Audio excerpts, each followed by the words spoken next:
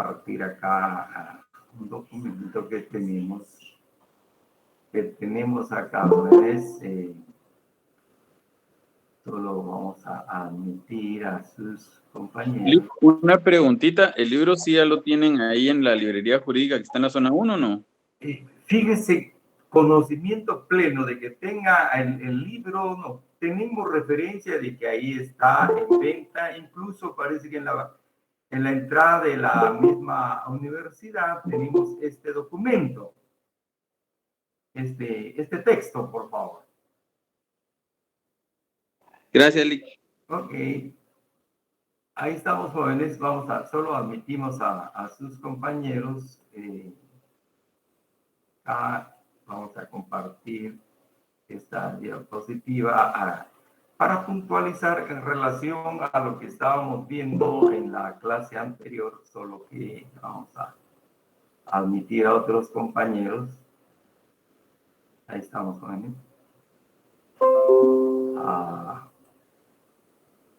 Tenemos acá esta presentación en cuanto a, perdón, jóvenes, acá.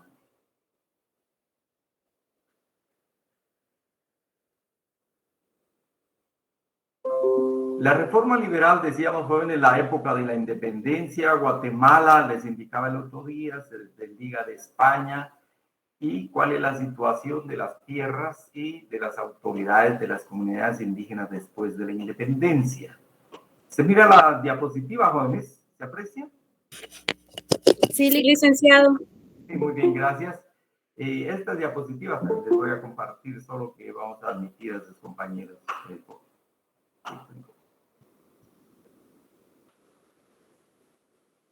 Ahí estamos. Era la pregunta, ¿cuál es la situación indicada especialmente en el tema tierras comunales y las tierras ejidales? Recordemos, eran dos formas de tenencia de la tierra. Ejidos era más para leña, por ejemplo, pastoreo para proveer de leña a las comunidades, y luego también el pastoreo de algunos de animales. Y en tanto que las cementeras o propiamente tierras comunales estaban más distantes de la propia comunidad y eran extensiones grandes de tierra para que se pudieran trabajar, especialmente hablamos acá de se pudiera trabajar la agricultura en forma intensiva, pero también de manera extensiva, aprovechando al máximo las tierras para labrar estas tierras. Durante el gobierno, si hay algunos compañeros ahí me avisan, jóvenes, el gobierno de Mariano Gálvez no hubo mayor pronunciamiento, se dejaron esas tierras así. De igual manera, las autoridades de las comunidades indígenas continuaron, recordemos acá, ya decíamos, como bajo esa estructura española de municipalidades o municipios, hablábamos de los cabildos y ayuntamientos. De igual manera sucede con el gobierno de Rafael Carrera. ¿Me permite, por favor? Rafael Carrera, no hay mayores medidas políticas ni económicas al respecto. Se tolera la situación de las tierras en manos de las comunidades indígenas, ya pues otorgadas por la corona española. Hablaban más o menos como de la restitución de las tierras. Obviamente, jóvenes, no es la misma cantidad, ni calidad, ni situación de estas tierras. Sin embargo, pues se tenían tierras para trabajar. Y luego encontramos acá ya la época de la reforma liberal. Más o menos hablamos 25, 30 años después de la independencia, o 1870, un poco más jóvenes, después del gobierno de Rafael Carrera, que de una u otra manera, también hablamos, toleró la posición y la situación de los indígenas, ya que muchos de los indígenas apoyaron el gobierno de Rafael Carrera, y también la posición de la Iglesia Católica razón por la cual Rafael Carrera fue bastante tolerante con las comunidades indígenas y las tierras no le interesó mucho, pero justo Rufino Barrios, decíamos, vio la perspectiva de cómo sacar adelante al país y se pensó en la producción del café. Y gracias a la corrección que nos hicieron en su oportunidad, jóvenes, hablamos acá de 2 decretos importantes. Recuerden, por favor, adopta 2 medidas respecto a las tierras y a la mano de obra indígena. La emisión del decreto número 170, también se le conoció como decreto de censos. Vamos a admitir a sus compañeros.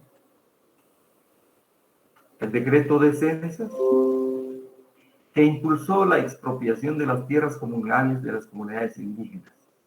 La propiedad dedicada al cultivo de subsistencia. Hablábamos del maíz, del frijol esencialmente. De igual manera, también se emite el reglamento de jornaleros, el decreto número 177, de fecha 3 de abril de 1887. En esencia, este documento consagra el trabajo forzado y gratuito de hermanos de obra indígena, decíamos, ya sin tierra, en las plantaciones de café, producto agrícola que vino a sustituir a la grana, a la cochinilla, tintes naturales, que eran de mucho, se consumía bastante en Europa, hasta en tanto no, pues apareció Inglaterra con su tinte artificial, hablamos ya de la revolución industrial, jóvenes, y este producto agrícola fue cayendo pues, en desuso prácticamente, ya no se consumía en el mercado europeo. De esa cuenta se impulsa la producción del café en estos lares, particularmente hablamos en el caso de Guatemala.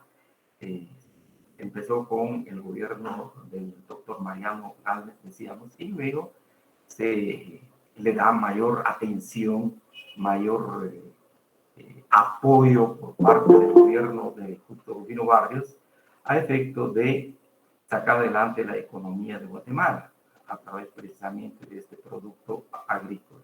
Obviamente, y las otras medidas que impulsó reforma el gobierno de Justo Rufino Barrios, el caso de la creación precisamente de carreteras, infraestructuras, bancos, etcétera, y tratando de imitar la economía de los Estados Unidos, digamos, una economía capitalista pujante, y también se entabla relación muy, muy estrecha con el gobierno de los Estados Unidos. De igual manera, el gobierno de Justo Rufino Barrios establece una relación comercial, una relación diplomática muy interesante, importante con Alemania, de tal manera que las tierras, muchas tierras expropiadas a las comunidades indígenas, se las entregan a colonos alemanes, en el entendido de que los colonos alemanes tenían mucho conocimiento en el tema agrícola y también muy interesados en la producción del café. De esa cuenta encontramos en el norte del país el asentamiento muy, muy significativo de población alemana que fue a trabajar el café. Pues el gobierno les entregó cantidades significativas de tierra, jóvenes, en esta parte. Encontramos el decreto número 170 y dice lo siguiente, esto pues les voy a compartir, pero que queda un poquito en el tintero el otro día por falla en la computadora, por favor, del equipo. Tenemos el decreto número 170 que se refiere precisamente a las tierras comunales. En el artículo 6 o en el artículo 6 de este decreto se regula lo siguiente: para que se lleve a debido efecto la redención de que se trata. Es decir, la redención, el concepto de redención acá, jóvenes, viene como a redimir las tierras prácticamente que estaban a juicio del gobierno de este entonces en manos muertas, especialmente el caso, por ejemplo, de la Iglesia Católica. La Iglesia Católica tenía grandes cantidades de terreno, se le calificó como una institución latifundista por parte del gobierno de Justo Rufino Barrios, y se indicaba que pues había que redimir esas tierras para incorporarlas precisamente al proceso productivo. Y de igual manera va a suceder con las tierras de las comunidades indígenas. Prácticamente hay una idea de redimir estas tierras para que se incorporen al proceso productivo nacional. No obstante, estas tierras pues eran trabajadas, como les decía, especialmente para la subsistencia de estas comunidades. Los jefes políticos de los departamentos se recabarán a la mayor brevedad posible de las municipalidades de su jurisdicción. Listas nominales de todas las personas que posean terrenos a censo, con especificación del canon anual que cubran y el área que posean. Estas listas en todo el presente mes se remitirán a la Secretaría de Hacienda para que, conforme al artículo anterior, disponga lo conveniente. La formación de dichas listas no excusa a los poseedores de ejidos o terrenos comunales. Aquí hablamos precisamente de los pueblos indígenas o de los pueblos de indios que venía precisamente a partir de la segunda década a partir más o menos de 1540, decíamos, durante todo el régimen colonial, para hacer presente a las municipalidades respectivas que tienen lotes concedidos. Esto es del 8 de enero de 1877. Con base precisamente en este reglamento se da esta expropiación de las tierras y se venden en subasta pública. Y los indígenas prácticamente se van quedando sin tierras donde trabajar, donde labrar, una gran cantidad de personas. Luego aparece el reglamento de jornaleros, que hemos mencionado acá, ya con la corrección, perdón, que existe es el el decreto número 177. Había leído en clase el artículo 176, pero es el artículo 177 lo mismo. El decreto establecía que los indígenas quedaban obligados a trabajar en las fincas cuando los dueños de estas los necesitaran y sin importar en dónde se encontraran. Y también quedaban bajo la tutela de las autoridades locales, quienes se encargaban de velar porque los contingentes de indígenas fueran enviados a la finca. Recordemos, por favor, acá resurge la institución jurídica, decíamos, con este contenido económico, hablamos del repartimiento. Algunos tratadistas, algunos estudiosos le denominan el nuevo repartimiento después de la independencia. Recordemos, siguiendo esas ideas, que hubo un viejo repartimiento que se dio precisamente al reorganizarse la colonia, al emitirse las leyes nuevas. Ese es y la distribución prácticamente de la mano de obra indígena para las fincas, razón por la cual acá se habla de un nuevo repartimiento. Y encontramos acá ese repartimiento, el reglamento de jornaleros, tiene los elementos siguientes, que son importantes, que son sobresalientes. En primer lugar, el jornalero tiene la obligación de trabajar en una finca rústica como forma de pago personal. Se implementa una libreta para ejercer el control sobre los campesinos indígenas, especialmente. Los trabajadores fueron divididos en 3 clases, según el reglamento de jornaleros. A, colonos, contratados para vivir y trabajar en una finca. Acá todavía resurge prácticamente el colonato.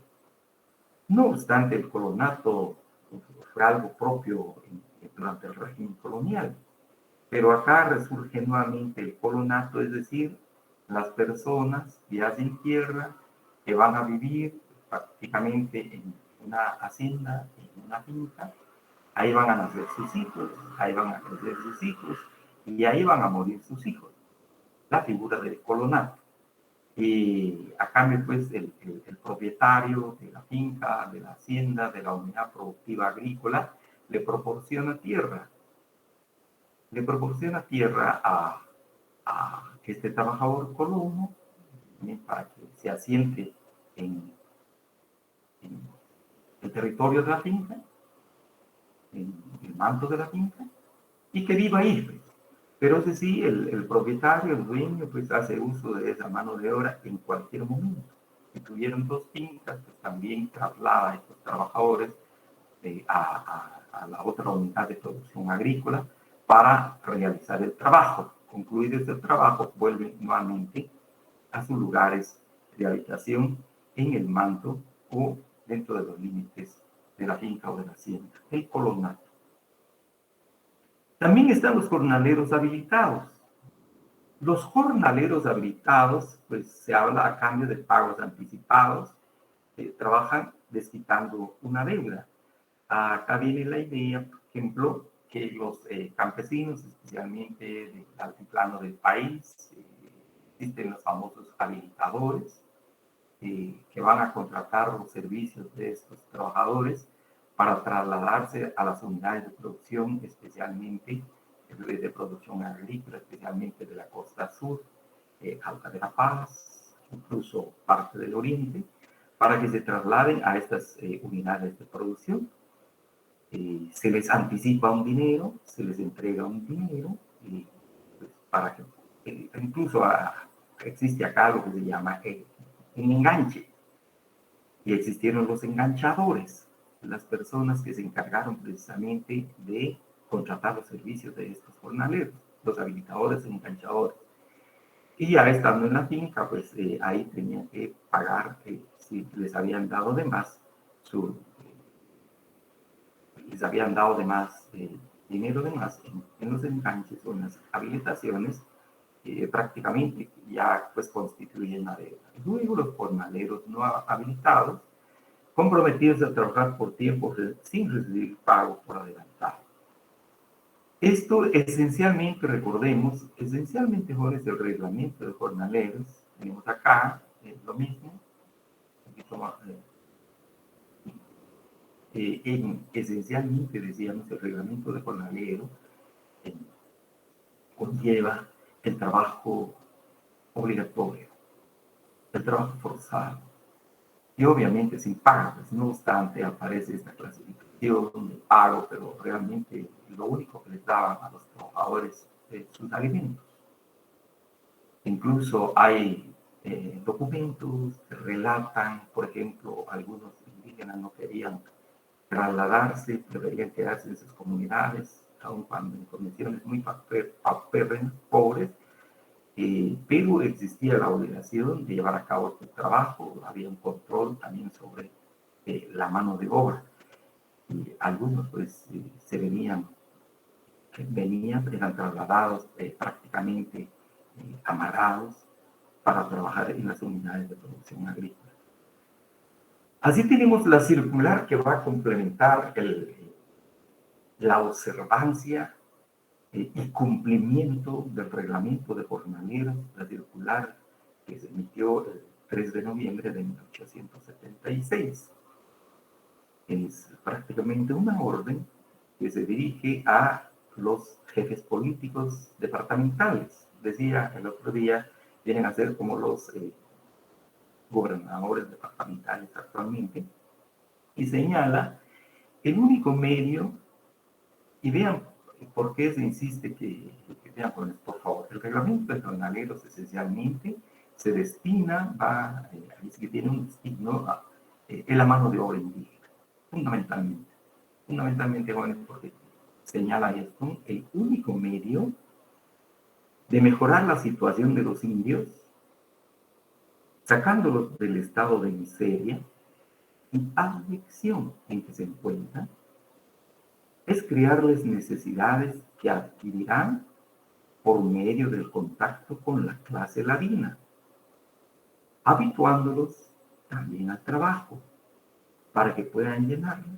convirtiendo así en útil y productiva para la agricultura, para el comercio y para la industria del país.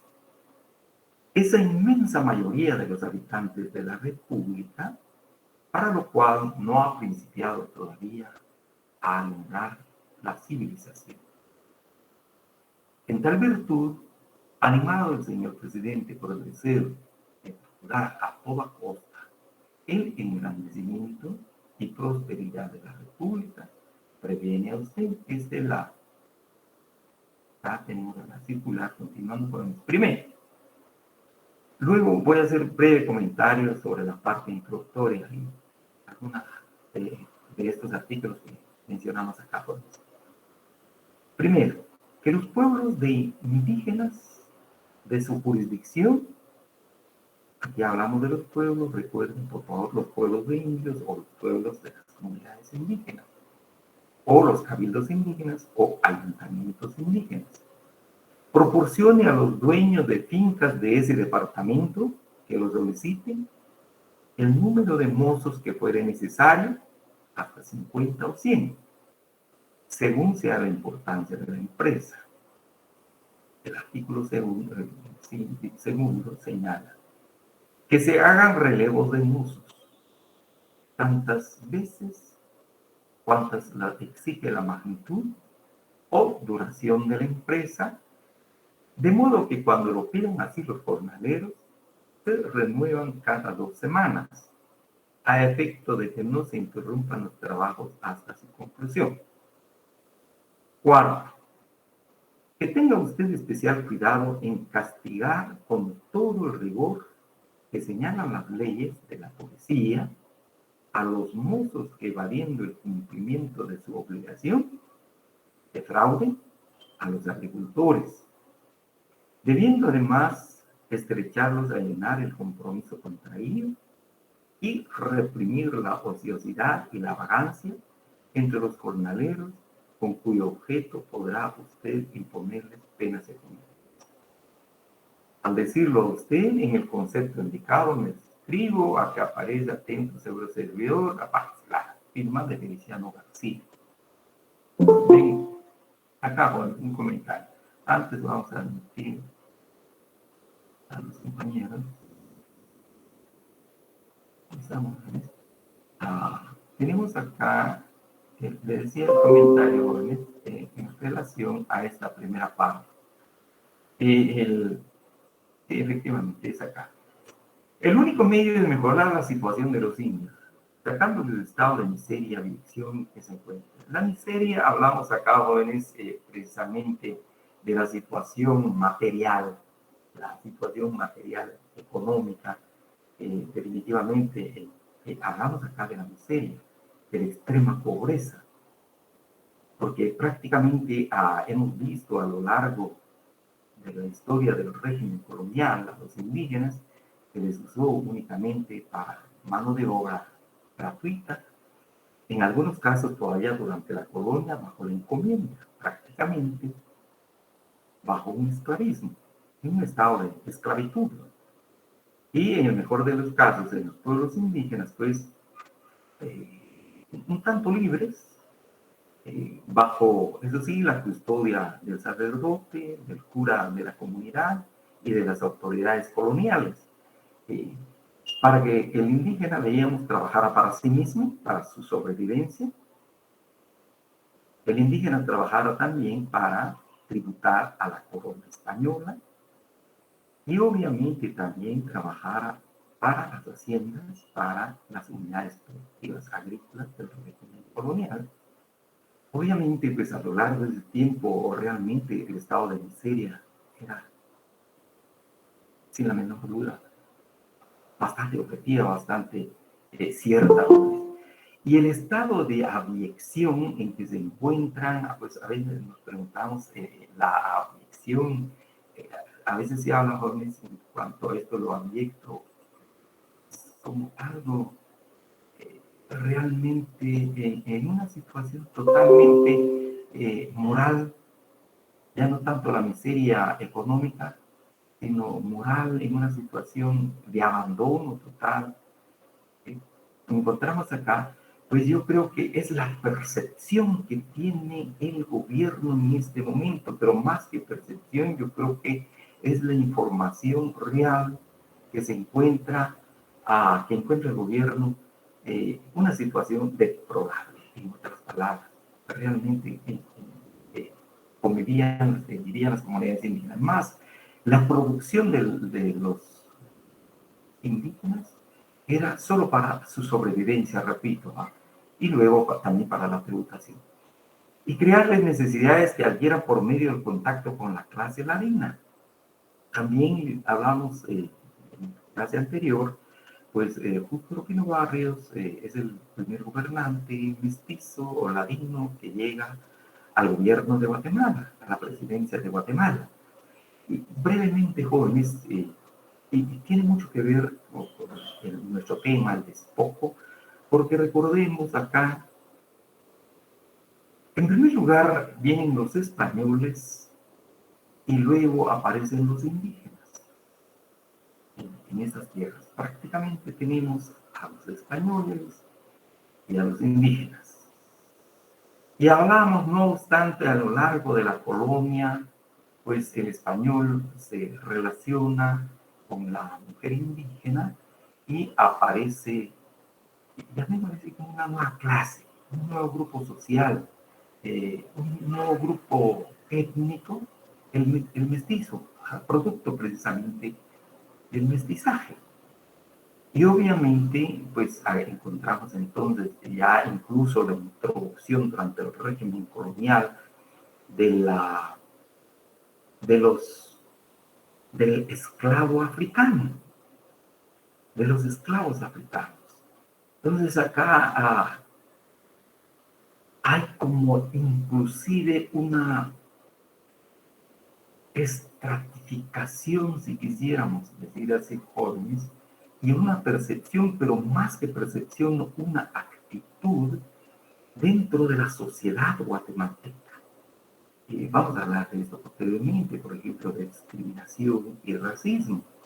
Porque encontramos entonces que los españoles que estaban en España miraban con malos ojos y con actitud de desprecio y menosprecio a los españoles que se vinieron a América y que se instalaron acá en América, en pueblos peninsulares. Y el español y la señora española pues tuvieron también, se reprodujeron y aparece el hijo de español y española, aparecen los criollos. Y los criollos como grupo social, también tienen una percepción en relación ya, una visión, una actitud, un aprecio o menosprecio para con este nuevo grupo, el grupo mestizo o ladino, como se fue generalizando. Y acá encontramos entonces una serie de como estratos sociales, pero fundamentalmente la idea acá es esta. Entonces encontramos en primer lugar, digamos, el español y los indígenas. La relación entre español y español aparece en los criollos. Del español para con la indígena, los ladinos o los mestizos. Los españoles desprecian la vida de los españoles que vinieron a habitar acá porque se mezclaron con indios, como indicaban y decían las crónicas. Luego los hijos de los criollos veían con malos ojos y desprecio a los mestizos y a los ladinos. Y obviamente la peor carga la va a recibir la gente indígena. Porque la gente indígena, lamentablemente, va a ser despreciada por mestizos, por criollos, por peninsulares. Y cualquiera se va a querer aprovechar de la mano de obra indígena. Razón por la cual, les decía, Justo Rufino Barrios llega precisamente al poder como una clase emergente, la clase ladina o la clase mestiza. Y no es casual Y el hecho de que Justo Rufino Barrios, al emitir esta normativa, hable precisamente de la clase marina. Y tampoco es casual, jóvenes, al decir acá, creo que realmente indicar que a los indígenas no les ha llegado la civilización. Porque los sacerdotes se encargaron única y exclusivamente, no tal vez no única, pero exclusivamente, jóvenes, a evangelizar a los indígenas. Y en algunos casos a enseñarles las primeras letras.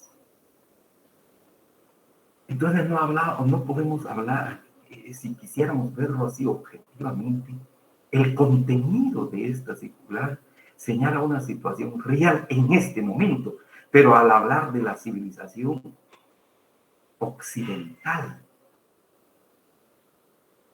de todo ese haber y patrimonio cultural que los griegos trasladaron a los romanos, hablamos precisamente del caso del derecho de nuestra institución jurídica, y luego los romanos que trasladaron a España, recordemos esa conquista de romanos en España, pero también aparecen los árabes, y ahí se viene generando esa civilización que hoy día se conoce como la civilización occidental.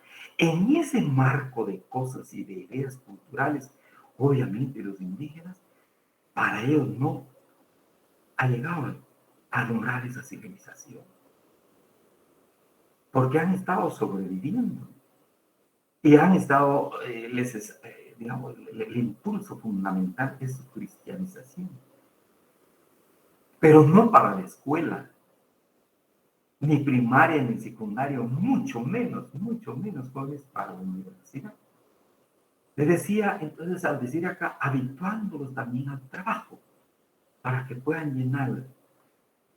Esto del trabajo realmente creo que no es habituándoles, porque el indígena a lo largo casi de 400 años se dedicó al trabajo y al trabajo.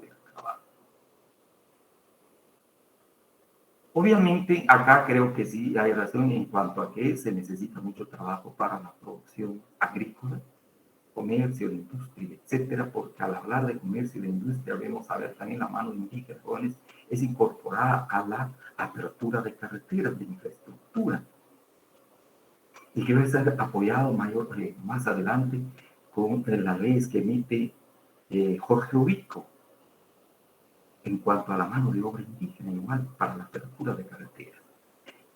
Luego acá decíamos en relación a que los pueblos indígenas de jurisdicción, recordemos, pues acá estamos hablando de aquellos pueblos indígenas creados bajo el régimen español, los cabildos, porque también ya en este entonces se van a crear las llamadas vías, que también son municipios y especialmente para la gente, para la población ladina, muy especialmente las famosas vías. Y hay una discusión que va a pasar con estos pueblos indígenas. Jurídicamente van a seguir siendo pueblos indígenas bajo el tema de la cabildos y ayuntamientos, si surgen nuevos pueblos.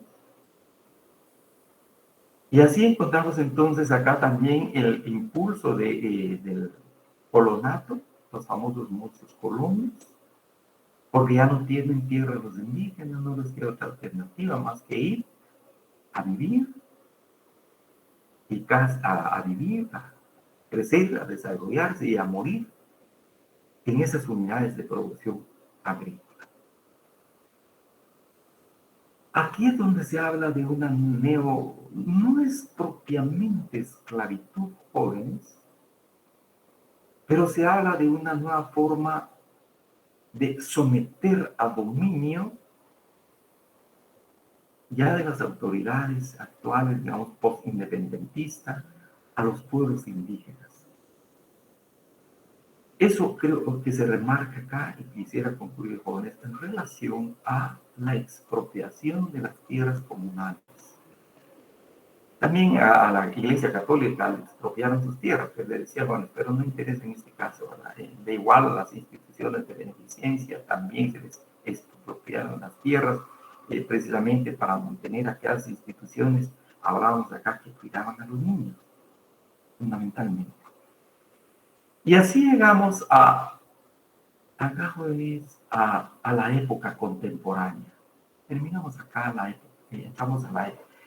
Hablamos de una época contemporánea que va a empezar a partir de la Revolución de Octubre de 1944. Una nueva era, una nueva época en la vida de la sociedad guatemalteca. Y sin la menor duda acá también va a ser una nueva era y una nueva época para las comunidades indígenas o para los pueblos indígenas. Así tenemos, y quisiera agregar acá, recordemos el gobierno dictatorial de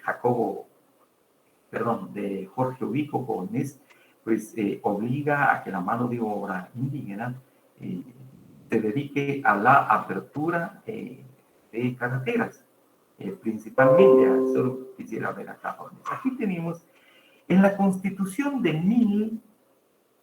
1945, al hablar de una nueva era, al hablar de una nueva época o de un nuevo periodo en el desarrollo histórico de Guatemala en general, y acá particularmente de los grupos indígenas. Como dice la Constitución de la República, incluso se introduce en el texto constitucional ya una nueva terminología. Por un lado, durante el régimen colonial se hablaba de los pueblos indígenas. Durante el régimen liberal de Justo Rufino Barrios se habla de la clase indígena. Según Rufino Barrios habían dos clases en la sociedad guatemalteca, la clase ladina y la clase indígena. Sin embargo, ya en el texto constitucional se regula o se acuña, si quisiéramos decir acá, jurídica constitucional. Licenciado, buenas tardes, perdone. ¿Perdón? Disculpe, licenciado, buena tarde. Fíjese que la diapositiva ya no se puede ver. Ya. Ok, gracias. Muy amable. Sí, muchísimas gracias. Gracias. Muy fina. Vamos a... Compañeros, ¿se escucha entrecortado o será mi internet? Probablemente. Sí, se escucha cortado. ¿Sí? ¿Se escucha bien? ¿Se escucha bien? Sí, se escucha bien. Va, gracias. Gracias. Si me permiten, por favor, muy bien, gracias. Vamos a ver acá. Vamos a ver, por favor. Tengo acá, me permiten.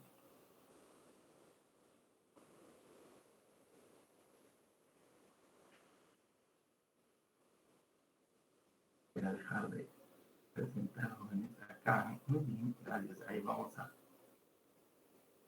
abrir esta.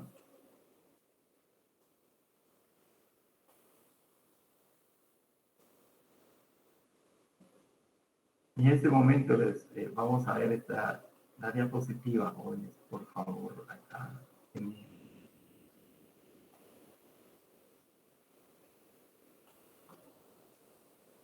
Sí, aquí tenemos. Gracias, compañera, muy amable, le agradezco muchísimo. Les decía, jóvenes, en el artículo 83 de la Constitución Política de la República se establece, se recoge por primera vez el término grupos indígenas. ¿Qué exactamente se quiere decir con grupos? Recordemos, la idea de grupos se refiere como a cierto número de personas. E incluso sociológicamente, el término grupo se refiere, repito, a grupos de población, de personas. Se va perdiendo el concepto de pueblos que veníamos viendo, ya sea pueblos indígenas o pueblos de indios, o comunidades indígenas, que es un poquito sociológica y jurídicamente más comprensible, pero acá se introduce a nivel constitucional, repito, se acuña a nivel de nuestra Constitución de 1945 el término grupos. Pero indistintamente de esto, jóvenes, entendemos que se está refiriendo a un grupo humano indígena existente en la República de nuestro país y señala en el artículo 83 el desarrollo de una política integral. El desarrollo de una política integral para el mejoramiento, indica jóvenes, les voy a leer por favor, además acá en incompleto, pero señala, se declara de utilidad de interés nacionales, de utilidad y de interés nacionales, el desarrollo de una política integral para el mejoramiento económico, social y cultural de los grupos indígenas. A este efecto, pueden dictarse leyes, reglamentos y disposiciones especiales para los grupos, contemplando sus necesidades, sus condiciones, sus prácticas, sus usos y costumbres. Hay acá, se traslada, repito, pues a nivel de la Constitución, una intención de atender ya de manera puntual y específica a los indígenas, indistintamente, le decía, yo creo que no tiene mayor alcance, mayor connotación. Al hablar de grupos, sabemos que se está refiriendo a la población indígena, pero es fundamental, creo que la inclusión de la idea del impulso o desarrollo de una política integral por parte del Estado de Guatemala para la atención precisamente de estos grupos o de la población, y especialmente para mejorar su vida económica. Les decía, para mejorar su vida social. Y también para mejorar, decía jóvenes acá, o dice la Constitución de la República, y la vida cultural de los grupos indígenas. Creo que esta regulación en la Constitución va a tener un gran, de verdad sí, un gran alcance para los pueblos indígenas. Recordemos que la Constitución de la República en los estados republicanos jóvenes juega un papel primordial, ocupa la cúspide prácticamente del sistema normativo de un país. Porque a partir precisamente de los valores y principios que se consagran en la Constitución de la República, viene la emisión de las leyes ordinarias, obviamente con el desconocimiento de jóvenes, por parte del Congreso de la República. Y el Congreso de la República va a emitir, podríamos decir en armonía, tal vez no imperfecta, pero en armonía con los preceptos y principios constitucionales, estas leyes ordinarias que vayan a regular el tema respectivo, que vayan a regular, por ejemplo, lo que aparece precisamente en la Constitución. Repito, entonces se consagra este principio de la política integral, el desarrollo de una política integral para el mejoramiento económico, cultural, social de los grupos indígenas. Económico, podríamos pensar, jóvenes, en relación a los procesos productivos. Los pueblos y la población indígena, le voy a dar un poco de volumen, jóvenes, acá, espero no molestarles mucho, por favor. Acá ha participado a lo largo de la historia de los 400, 500 años, los grupos indígenas, sigamos con esta línea de pensamiento de grupos indígenas, en el marco del desarrollo económico y social de Guatemala. Ha estado participando activamente, ya sea porque quiera o porque se vea obligado, pero ha tenido una participación muy importante. Es más, yo creo que podríamos decir incluso casi el peso del desarrollo económico de Guatemala ha estado y descansado sobre los hombros de los indígenas. Pero veamos cuál es ese alcance del precepto constitucional a regular el mejoramiento de estos grupos indígenas. Prácticamente nos indican, pero jóvenes, que hay una situación de miseria, como veíamos. una situación económica de pobreza y de extrema pobreza. Una. Dos, en cuanto a la política integral social, ¿a qué se refiere? De ahí vienen una serie de ideas que vamos a ver en los módulos subsiguientes de nuestro programa. En relación se habla de la integración del indígena a la sociedad de guatemalteca, ya lo decía la circular del régimen liberal de Justo Urbino Barrios, pues que a los indígenas les llegue esa civilización. Repito, hablando de la civilización de Occidente, por favor, recordemos eso, de la civilización que viene de Europa, de esa civilización que le llega a los indígenas. En otras palabras, vamos a ver social y cultural, pero quizás principalmente acá vamos a ver el tema social, por ejemplo, educativo. Acá se abre la posibilidad de que los indígenas, acá, disculpen, acá. ¿Se ve la diapositiva, jóvenes? ¿Estamos bien? Sí, licenciado. Muchas gracias. Sí, licenciado. Muchas gracias. Entonces les decía, jóvenes, en el campo social, ¿cómo está con la educación? ¿Cómo está la educación de los indígenas? ¿Están llegando a la escuela formal, al sistema educativo del Estado? ¿O realmente están en estado de abandono? No tienen acceso a la educación. Hablaba en 1945. Y acá vamos a ver, se empiezan a hablar de las escuelas que van a atender a los indígenas. Algunos indígenas pues van a empezar a estudiar, se implementa un poquito más temprano el programa de educación, el programa de castellanización de los indígenas para que puedan incorporarse al sistema educativo. Hablamos pues de ese aspecto social, una política integral en el marco social y en el marco cultural de igual manera, jóvenes, absorber, tal vez no absorber, pero tener el acceso a la cultura de la sociedad guatemalteca. Pero sin embargo, vamos a ver que dentro de la cultura de la sociedad guatemalteca también aparece la cultura de los mismos pueblos indígenas, que viene casi de manera oculta en el marco de los pueblos indígenas, desde las comunidades indígenas, en una práctica no muy pública, porque se tenía el temor aún de que si se publicitara o se hacía pública esa práctica de los valores y de los principios de la cultura indígena, se les podía señalar y juzgar de idólatras, de brujos, de paganos. Pero ahí subyace, en ese desarrollo histórico y social de nuestro país, específicamente el caso de Guatemala, una cultura subyacente, si quisiéramos hablar.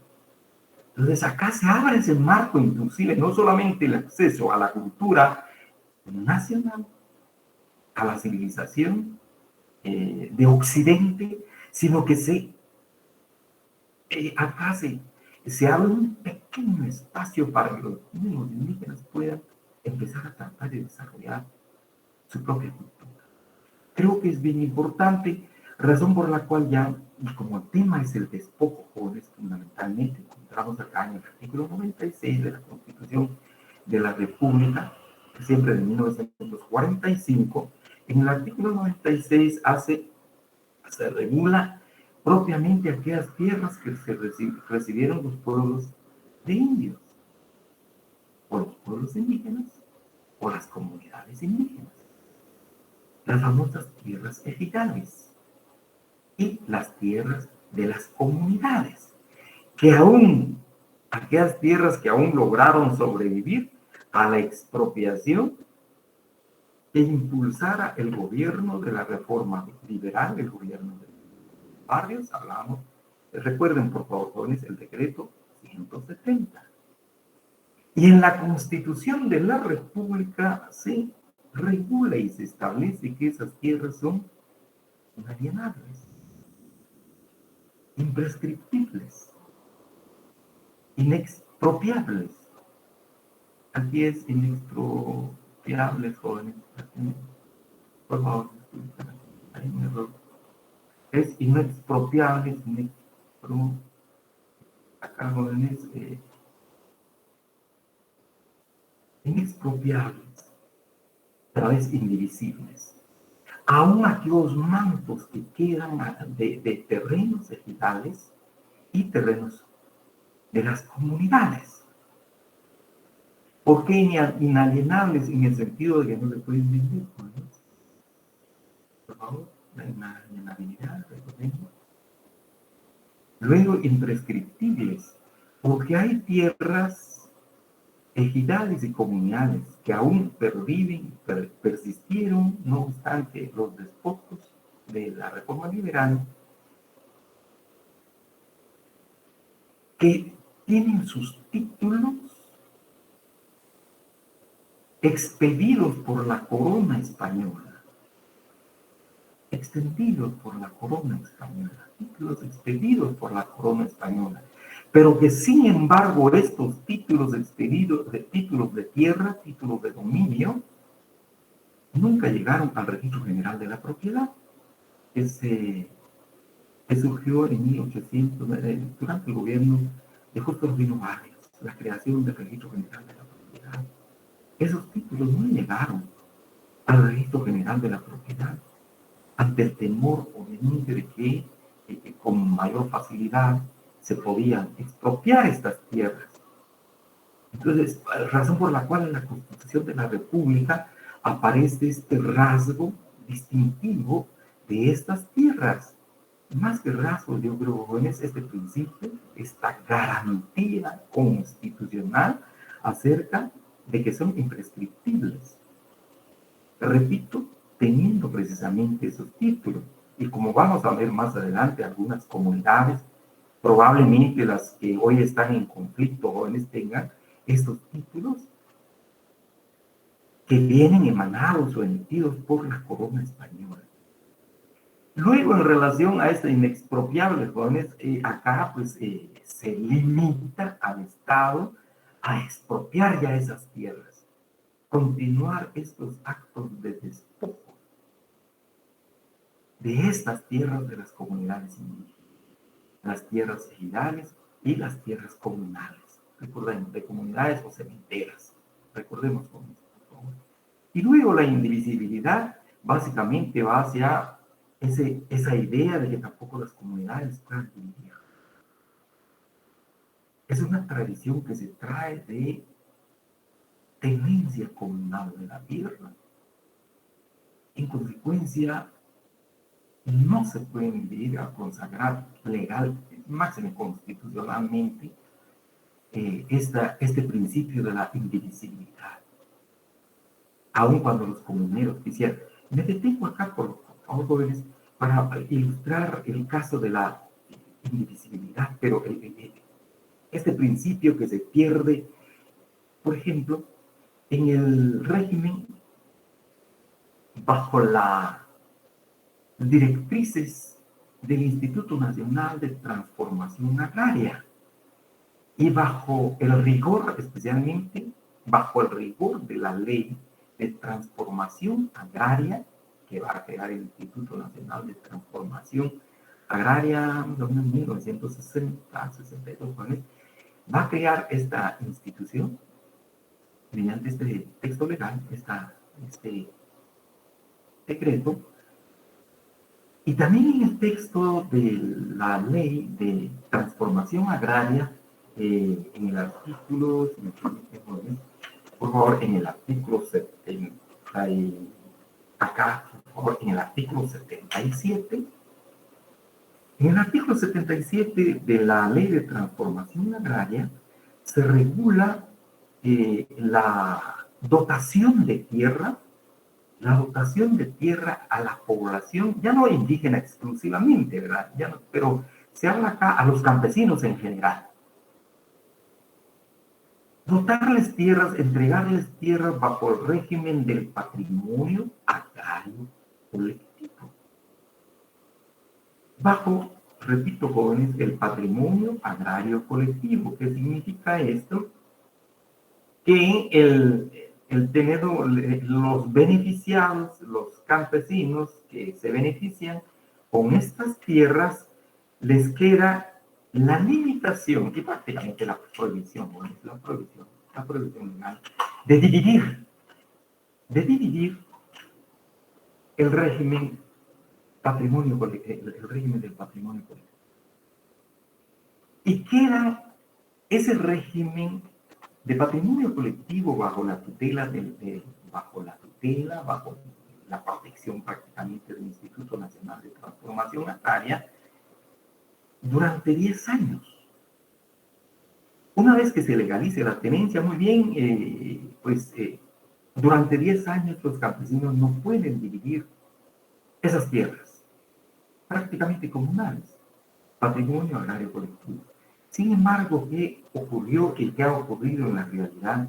Los campesinos, una vez se liberan de ese tutelaje del Instituto Nacional de Transformación Agraria, inmediatamente dividen la propiedad colectiva. Viene la partición del bien común, se divide y pasa a régimen de propiedad particular o de propiedad privada. Aparte de ello, agregó esto, ¿verdad? Pero es como consecuencia, igual, jóvenes. Una vez tienen su propiedad de manera particular, la venden, y luego se quedan sin tierra. Ese es uno de los casos que conocemos en cuanto al tema de la indivisibilidad del régimen comunitario o final de las tierras. Repito, no obstante, en el caso de la ley de transformación agraria, que quedó bajo tutelaje durante 10 años, pues prácticamente levantada la tutela, se divide la propiedad. En tanto que a nivel constitucional, acá no se habla de un plazo, sino sencillamente la protección constitucional de estas tierras que quedaron todavía, pues se mantienen indivisibles. Agrego ahora acá, por ejemplo, algunas de estas tierras comunitarias jóvenes. Hay varios municipios, sin ir muy lejos, el caso, por ejemplo, del municipio de Tecpan, Guatemala, el municipio de Tecpan, Guatemala. Tiene tierras ejidales aún, tierras ejidales, que son prácticamente hoy tierras donde hay bosque. Y es para la comunidad, es para el pueblo. Ahí van a buscar leña, incluso se practica el pastoreo todavía. A veces hay problemas en relación al uso de los ejidales, porque alguien se quiere apropiar de una parte y ya viene pues la intervención propiamente ahí de la municipalidad. De Tecpan. Es un caso. Tierras ejidales. Hay varios municipios de la República con este tipo de tierras. En el caso de las tierras comunales o de comunidades que al final quedaron más a nivel de familias, por ejemplo, tenemos las parcialidades, especialmente en el departamento de Totonicapán. Vamos a empezar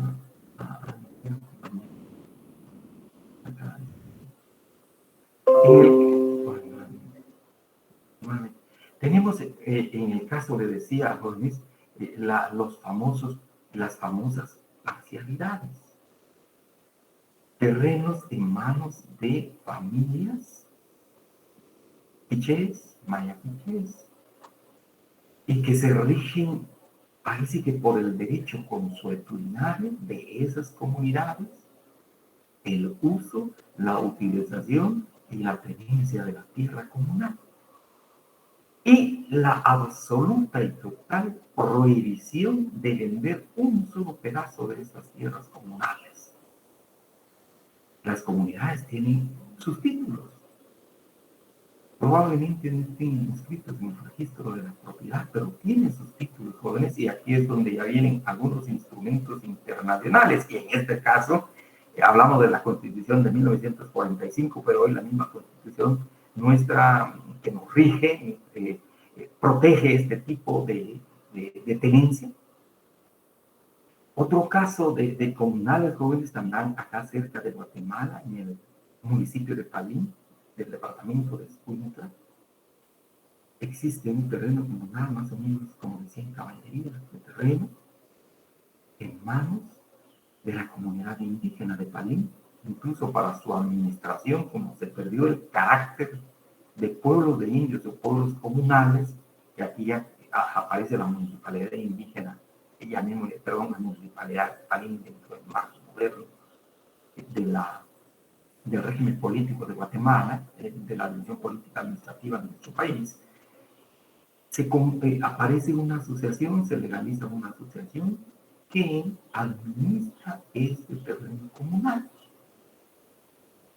Y también no se puede dividir.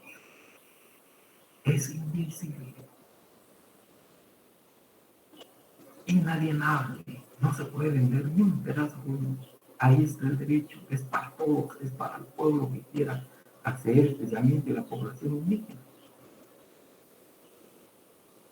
Así hay otros casos, jóvenes. Entonces se puede distinguir bien lo que regula la Constitución de 1945 en relación a la tenencia de la tierra y evitar precisamente el proceso de despojo que han sufrido los pueblos indígenas con esa restitución de tierras que dio la corona española, o realizó la corona española en los tiempos que hemos hablado, jóvenes.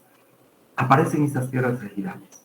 Hoy día, repito, muchas municipalidades dentro de la división política administrativa de nuestro país aparecen y tienen tierras ejidales, donde ya no existen propiamente los pueblos indígenas o de aquel entonces, pero aparecen tierras comunales y en manos de comunidades indígenas.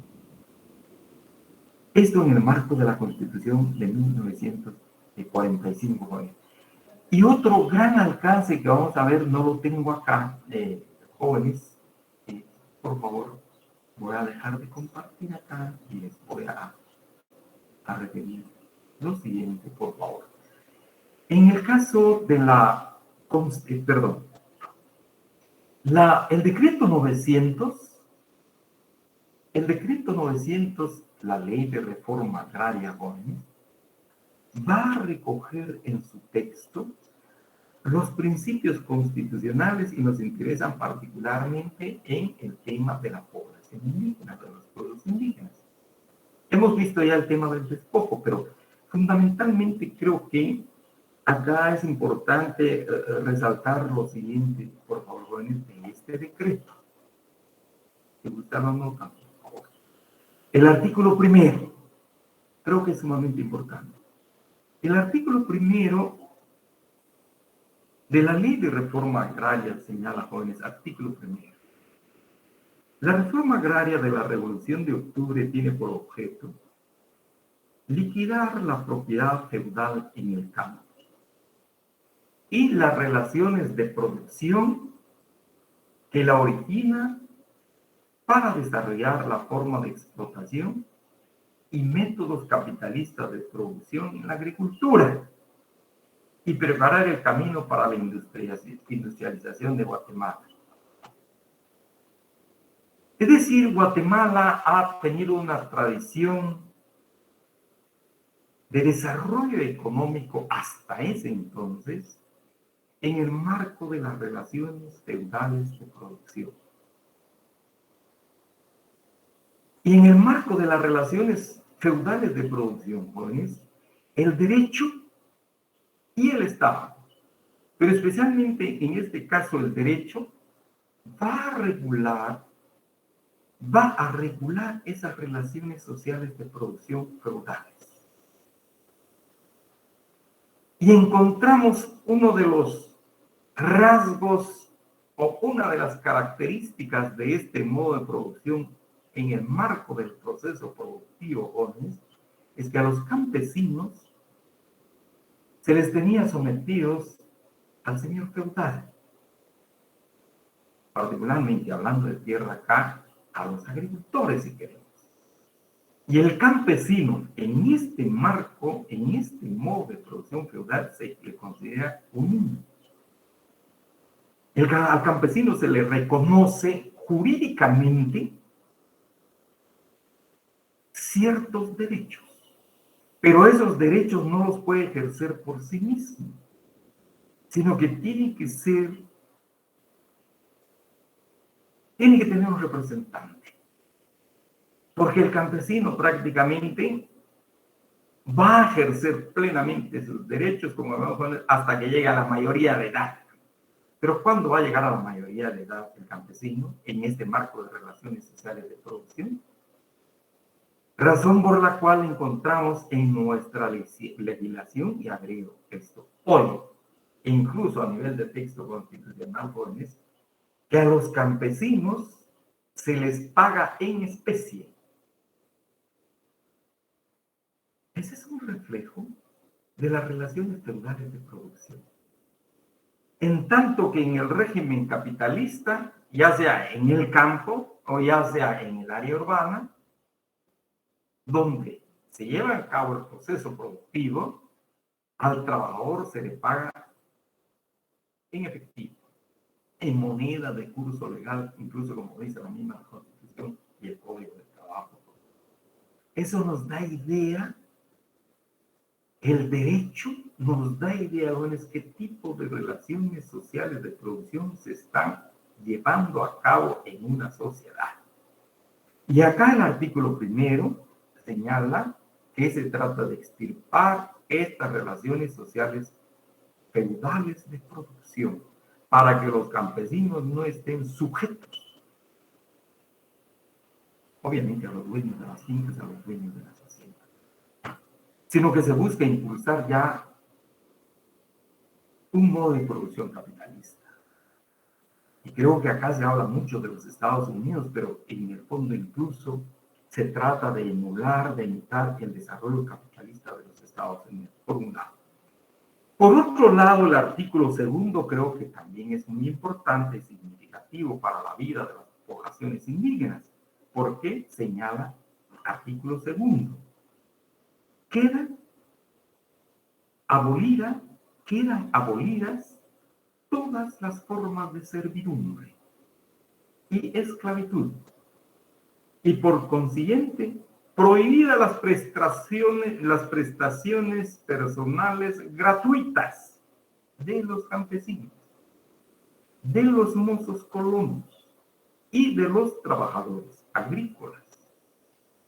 El pago en trabajo del arrendamiento de la tierra y los repartimientos de indígenas, cualquiera que sea la forma en que subsisten. Sin embargo, veamos el segundo párrafo de esta ley. El pago en especie del arrendamiento solo se permitirá en las tierras no cultivadas y que no sean afectables por la reforma agraria. Bien, jóvenes, acá en el artículo segundo creo que es importante resaltar la abolición prácticamente del nuevo repartimiento.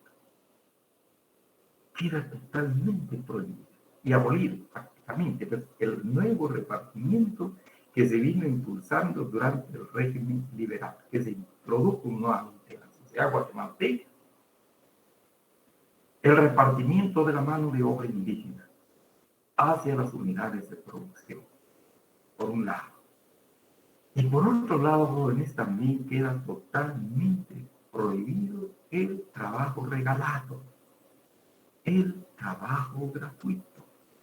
Aquí hay un reconocimiento, aparece en la misma Constitución de jóvenes, pero también acá en esta ley ordinaria, siguiendo ese principio constitucional, que todo trabajo es pagado. Quedan abolidas las prestaciones personales. De la misma manera, los mozos colonos o el colonato. Aquí sí, pues hay un problema en relación al colonato, porque ¿qué va a hacer de los campesinos, de los trabajadores, de los mozos colonos que están en las fincas? Bueno, a sacarlos de las fincas y que vean dónde viven, libres, porque el colonato es una forma de servidumbre. Si queremos, pero lo cierto, el espíritu está acá, jóvenes, se recoge ese espíritu de libertad nuevamente para la mano de obra indígena de las poblaciones indígenas, que en 1542, a través de las leyes nuevas o la ley de Barcelona, se trató de impulsar. Pero tuvo más fuerza la realidad económica, social, cultural y religiosa que perduró hasta en este periodo. Porque vamos a ver, efectivamente empieza a llegar luz para los pueblos indígenas en relación al régimen esclavista y de servidumbre, al tenor precisamente de lo que dispone el artículo 2 de la ley de reforma agraria o decreto 900 jóvenes.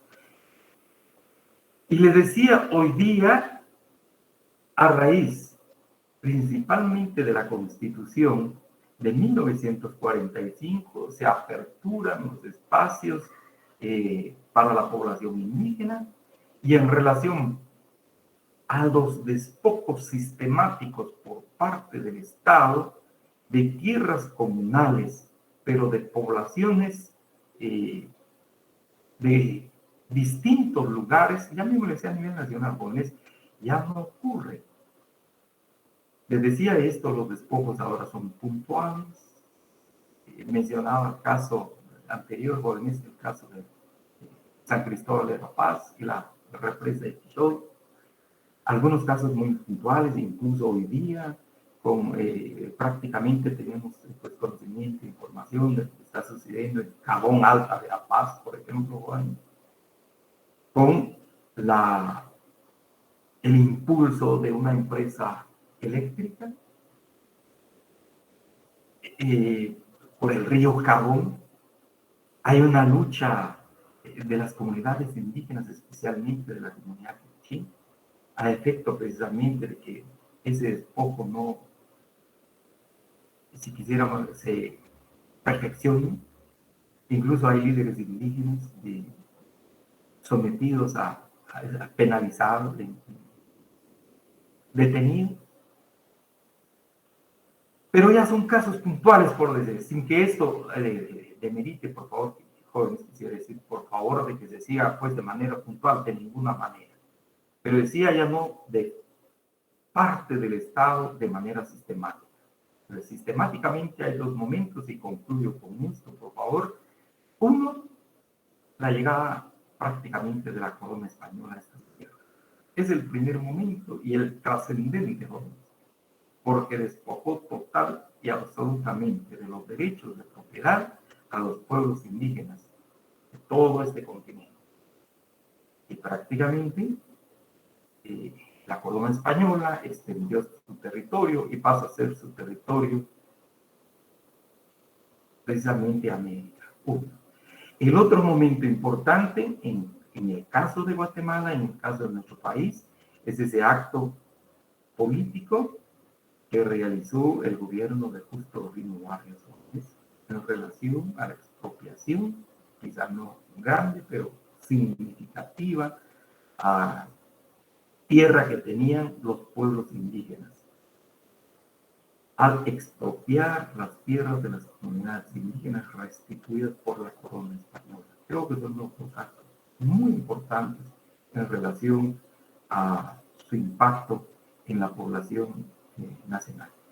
Dejamos esto hasta acá, jóvenes. Les mencionaba el caso de la Constitución, también pues, consagra estas tierras comunales, de igual manera las tierras ejidales que aún estén en manos de las comunidades.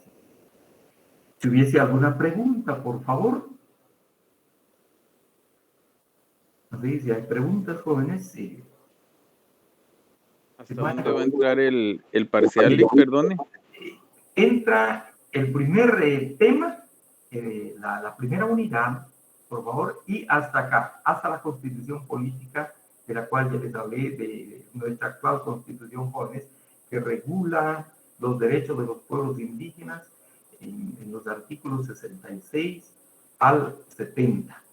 El 70, pues, es una disposición programática que hasta ahora el Congreso de la República no ha desarrollado. Pero llegaríamos hasta la Constitución de 1945, perdón, de 1980. No sé, ¿estamos bien? ¿Alguna otra pregunta? Licenciado, una pregunta. ¿Cuándo va a subir las diapositivas? Mire, mañana con seguridad les voy a subir las diapositivas, por favor, el día de mañana. Gracias, licenciado. Preguntas. ¿Sí? Está bien, gracias, licenciado. Gracias, licenciado. Bien, jóvenes, entonces les agradezco mucho, les deseo feliz tarde. Les voy a subir la diapositiva el día de mañana. Gracias por la pregunta, Rosy. Buenas tardes, René, gusto de saludarles. Buenas tardes, María. Gracias, licenciado. Feliz tarde. Feliz tarde, Lick.